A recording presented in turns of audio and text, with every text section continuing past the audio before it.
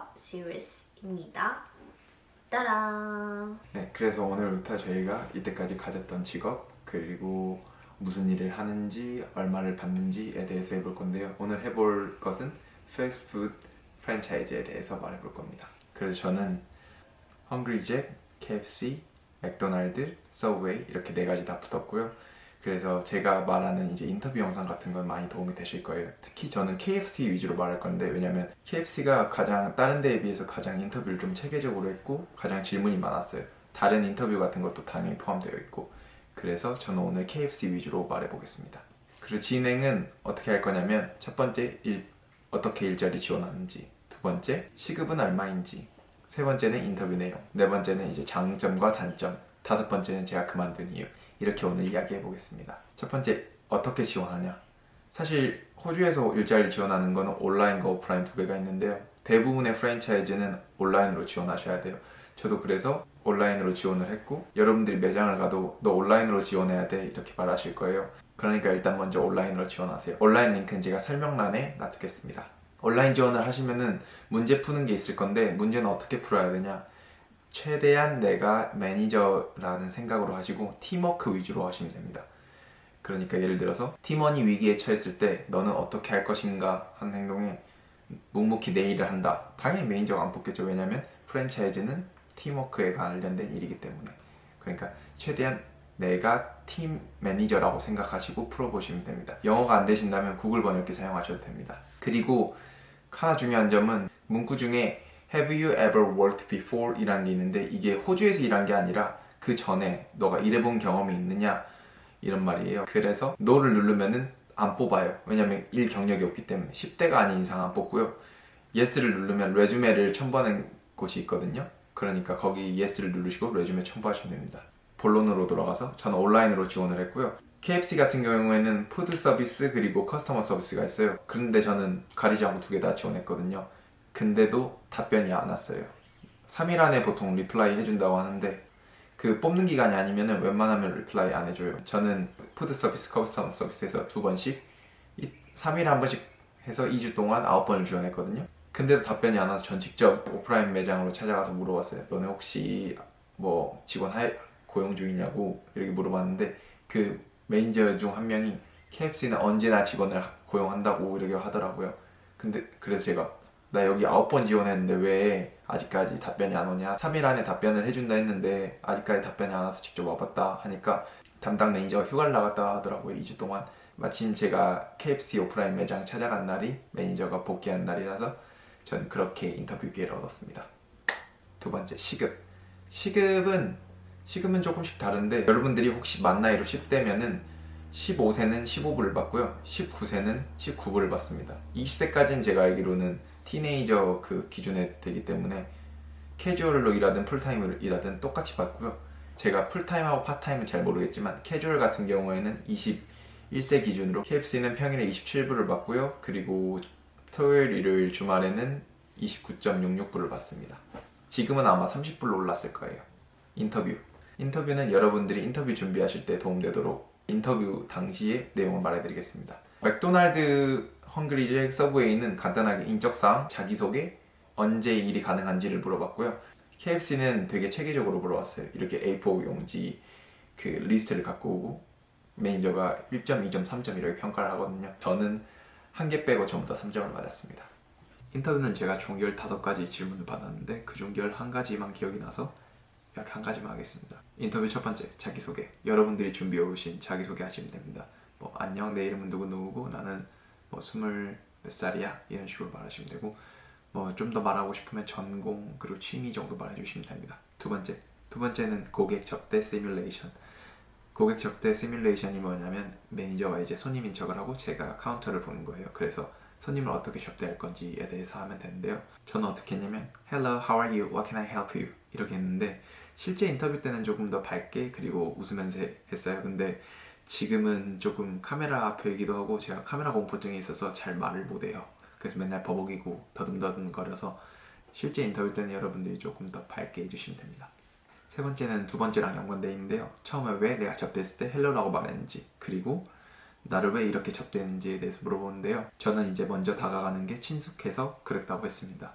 그때 사실 기억이 잘 안 나요. 어떻게 답변했는지. 네 번째는 가능한 시간대를 물어보는데요. 이게 첫 직업이면 여러분들이 언제든지 가능하다고 해도 상관없지만 저는 개인적으로 오전에 일이 있으면 마감하는 걸 추천드리지 않습니다. 마감 2시에 끝나고 여러분들이 주무실 때는 3시 반, 4시 반 이렇게 되기 때문에 추천 안 합니다. 네, 갑자기 중간에 끊겨가지고 다섯 번째는 여러분들이 있는 지역의 장점과 단점. 저는 앨리스 스프링스에 있었기 때문에 앨리스 스프링스의 장점과 단점에 대해서 말했는데요. 앨리스 스프링스의 장점은 일단은 뭐 자연경관이 좋다, 단점은 파리가 많다, 뭐 이런 식으로 대답했습니다. 여러분들이 사는 지역의 장점과 단점에 대해서 말하시면 됩니다. 여섯 번째, 팀워크에 대한 견해. 한 가지 팁이 있다면 팀워크에 대해서 아주 좋고 긍정적이다 라고 말하시면 됩니다. 일곱 번째 하기 전에 구독과 좋아요 부탁드립니다. 일곱 번째, 팀원이 중간에 나쁜 짓을 했을 경우 어떻게 할 것인지. 여기서 나쁜 짓은 재료를 뭐 집에 가져간다든지 아니면 중간에 뭘 먹는다든지 KFC에 파는 거요. 그리고 돈을 가져간다든지 이런 것입니다. 저는 그렇게 말은 안 했는데 매니저한테 바로 보고한다고 알아들었더라고요. 여러분들도 무슨 일이 있든지 매니저한테 바로 보고한다 라고 말하시면 됩니다. 여덟 번째는 손님이 돈을 안 냈을 경우 어떻게 할 것인지. 저는 처음에 이 질문 받았을 때 되게 당황했거든요. 이런 질문을 받을 줄 몰라서. 하지만 저는 KFC는 아주 큰 기업이고 이런 경험이 많을 것 같기 때문에 매뉴얼대로 행동한다. 만약 매뉴얼에 이 내용이 없을 경우에는 매니저한테 바로 보고를 해서 조치를 취할 것이다 라고 말했습니다. 3점 받았어요. 아홉 번째, 스트레스 쌓일 때 어떻게 풀 것인지. 저는 영화를 보고 그리고 뭐 여자친구랑 대화를 한다라고 말했습니다. 열 번째, 여가 시간에 무엇을 하는지. 저는 내가 앞서 말한 것처럼 영화를 보든지 여자친구랑 대화를 하든지 가끔 운동을 한다라고 말했습니다. 11번째, 컴플레인 받았을 때 어떻게 처리할 것인지. 음식에 대한 컴플레인은 죄송한다고 말을 한 뒤에 매니저한테 보고 후 새 걸로 다시 드린다 라고 했고요.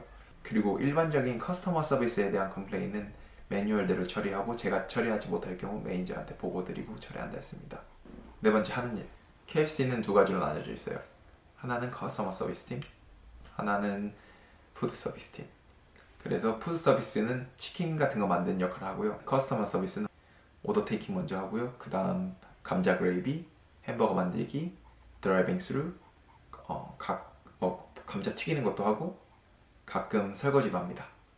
그러니까 치킨 만드는 거 이외에 다 한다고 생각하시면 돼요. 다섯 번째, 장단점. 장단점은 제가 KFC를 선택한 이유인데요. 제가 호주에서 일자리를 선택할 때 세 가지를 가장 중요하게 생각했는데요. 영어, 돈, 경험. KFC는 이 세 가지를 다 만족시킬 수 있었습니다. 첫 번째, KFC는 99% 오지워커였기 때문에 영어를 늘릴 수밖에 없는 환경이었어요.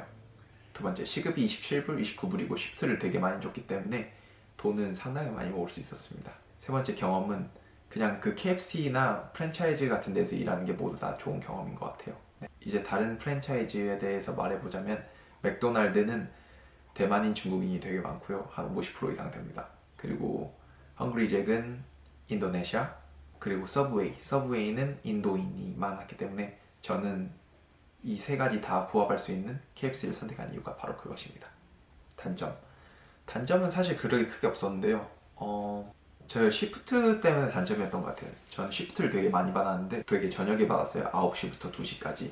그래서 되게 피곤했던 게 첫 번째 단점이고, 두 번째는 영어에 대한 스트레스가 되게 많았습니다. 저랑 같이 일하는 코워커들 대부분이 외국인이었기 때문에 계속 영어로 하고, 속도도 장난이 아니에요. 제가 그 당시에 이제 어학당에서 바로 왔었기 때문에 영어 속도에 대해서 적응이 되게 안 됐을 시기라 그런 영어에 대한 부재. 이렇게 두 가지 빼고는 KFC에 대한 크게 단점은 없었던 것 같아요. 되게 좋은 매니저를 만났고 좋은 코워커들도 만났고. 마지막으로 제가 그만둔 이유는 일단은 쉬프트기도 하고, 그리고 제가 중간에 교통사고가 나가지고 팔을 되게 심하게 다쳤어요. 그래서 그만두게 되었는데, 일단 쉬프트에 대해서 말해보자면 제가 9시부터 2시까지 일했다 했잖아요. 그리고 아침 잡은, 모닝 잡은 8시부터 2시 아니면 8시부터 1시까지 일했어요. 그래서 8시부터 2시까지 일하면 피곤해서 낮잠을 자야 되는데 제가 낮잠을 잘 못 자는 성격이에요. 30분에서 1시간 자면은 그냥 피곤해서 눈이 떠져요. 그리고 더 이상 잠을 못 자는 성격. 그래서 9시에 출근을 하면은 2시에 끝나잖아요. 2시에 끝나면 집에 와서 씻고 이러면 3시에 끝나면 누운다 해서 바로 잘 수 있는 것도 아니고 보통 4시 반 이렇게 자서 수면 시간이 되게 부족해서 일단 그만뒀습니다. 시프트 때문에. 교통사고는 제가 하루에 3-4시간밖에 자지 못하다 보니까 눈이 엄청나게 피곤했는데, 그 사고 당일날 9시에 출근하고 있었는데 에보리진 한 명이 악을 지르면서 저한테 눈에 후레쉬를 비치더라고요. 그래서 제가 눈을 1초 동안 못 떴어요. 근데 앞에 방지턱이 있는 걸 모르고 그대로 가다가 부딪혔습니다. 당시에 스쿠터 타고 있었거든요. 그래서 여기 팔 다쳐서 이참에 이제 나이트 쉬프트 그만둬야겠다 하고 그만뒀습니다. 되게 아까웠죠. 네, 그래서 오늘은 오스트레일리안 잡 시리즈 프랜차이즈 편에 대해서 말해보았는데요. 앞으로 매 2주마다 커피숍, 호텔, 울워스, 러쉬 이렇게 말해보려고 합니다. 감사합니다.